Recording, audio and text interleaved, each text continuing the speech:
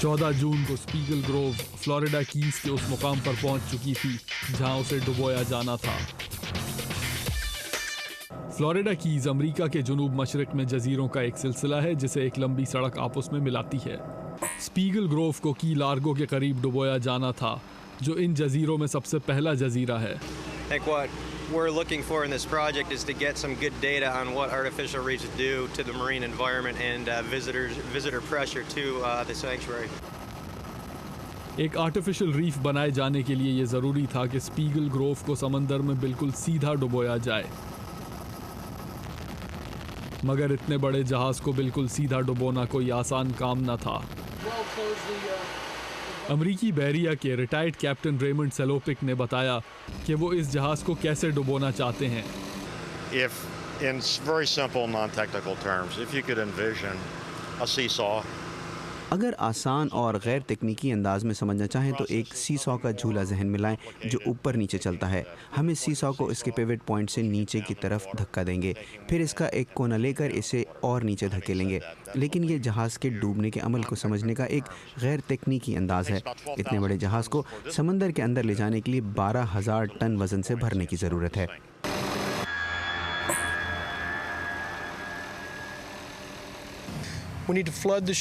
हमें इस जहाज में 12,000 टन पानी भरना होगा और तब ही ये जहाज समुद्र की तह में सीधा बैठेगा।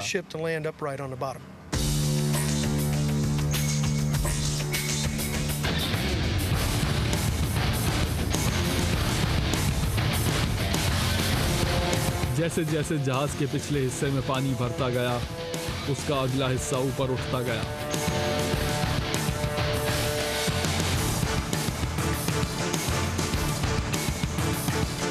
नारों की गूंज में स्पीगल ग्रोव ने समंदर में डूबना शुरू किया।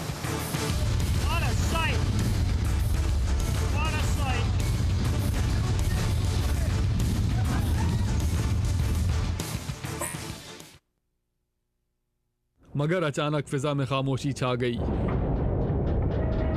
स्पीगल ग्रोव ने सीधा डूबते डूबते एक तरफ ढुलकना शुरू कर दिया।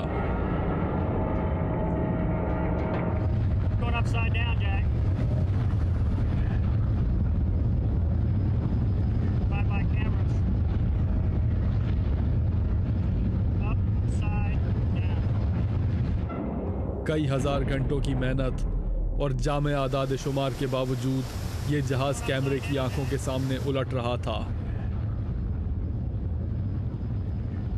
तमाशगीन बेबसी के आलम में ये मंजर देख रहे थे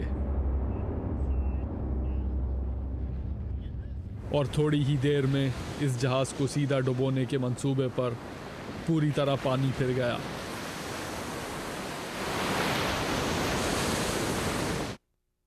Andy Newman, ANDY-NEW-MAN, a spokesperson for the Florida Keys Tourist Development Council, as well as project spokesperson. The ship sunk earlier than we expected it to. ये जहाज हमारे अंदाजे से बहुत जल्द डूब गया और डूबते हुए ये उल्टा हो गया। तो अब ये उल्टा पड़ा है और इसके सामने का हिस्सा समंदर से बाहर निकला हुआ है।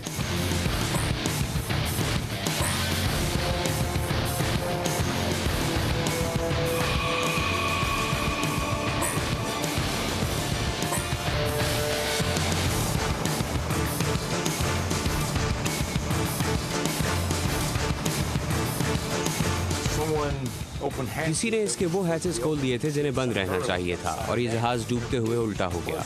हमें बारूद इस्तेमाल करने का मौका ही नहीं मिला। इसके अगले हिस्से में हवा भर गई थी, इस वजह से इसका अगला हिस्सा समंदर से 30 फुट बाहर निकला हुआ था और पिछला हिस्सा समंदर की तह से लग रहा था। जहाज का कोना समंदर से बाहर निकला हुआ था और किसी भी तरह डूबने का नाम नहीं लेता था, न सीधा न उल्टा। मगर आर्टिफिशियल रीफ बनने के लिए ये ज़रूरी था कि इस जहाज़ को अगर बिल्कुल सीधा नहीं तो कम से कम इसकी स्टारबर्ड या पोर्ट साइड की तरफ डुबोया जाए। ये काम सरअंजाम देने के लिए फोर्ट लॉडरडेल से कमर्शियल डाइवर्स बुलाए गए। इनका ताल्लुक रिजॉल्व मरीन नामी सैल्वेज कंपनी से था।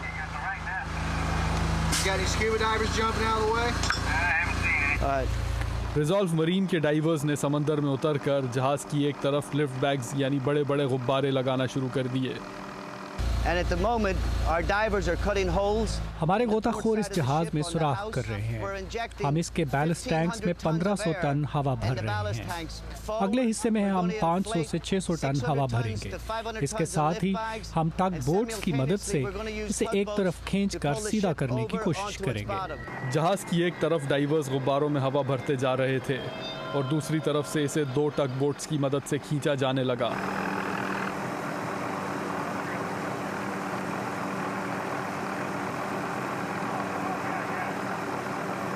It really does. It's just, whoa, look at that. An airbag just went 40 feet in the air. Holy shit. Yeah. Okay. I know. Yeah, she's rolling over. Todd, how you doing, buddy? What the hell is going on? What are these bags doing? Why are we losing these bags?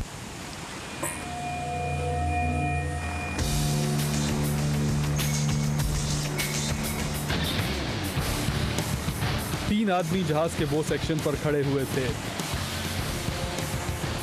जैसे जैसे Spiegel Grove ने मुड़ना शुरू किया, समंदर ऊपर चढ़ता गया।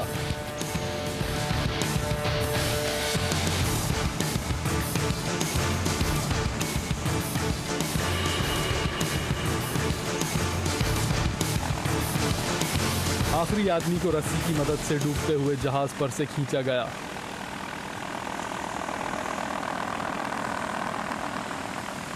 और थोड़ी ही देर बाद स्पीगल ग्रोव लहरों के नीचे चला गया। मरीन रिजॉल्व नामी ये सैल्वेज कंपनी जहाज को पूरी तरह सीधा तो ना कर पाई, मगर इसे एक तरफ ढुलका ज़रूर दिया। अगले 3 साल तक स्पीगल ग्रोव समंदर में 130 फुट नीचे अपनी स्टारबर्ड साइड की तरफ पड़ा रहा और दुनिया की कोई ताकत इसे सीधा न कर सकी। 4 जुलाई 2005 को तेज़ हवाएं चलना शुरू हुई। आहिस्ता आहिस्ता ये जोर पकड़ती गईं और फिर एक तूफान में तब्दील हो गईं। इस तूफान को हरिकेन डेनिस का नाम दिया गया। इस कदर थी इस तूफान की ताकत कि कोई चीज़ इसके रास्ते में खड़ी न हो पाई।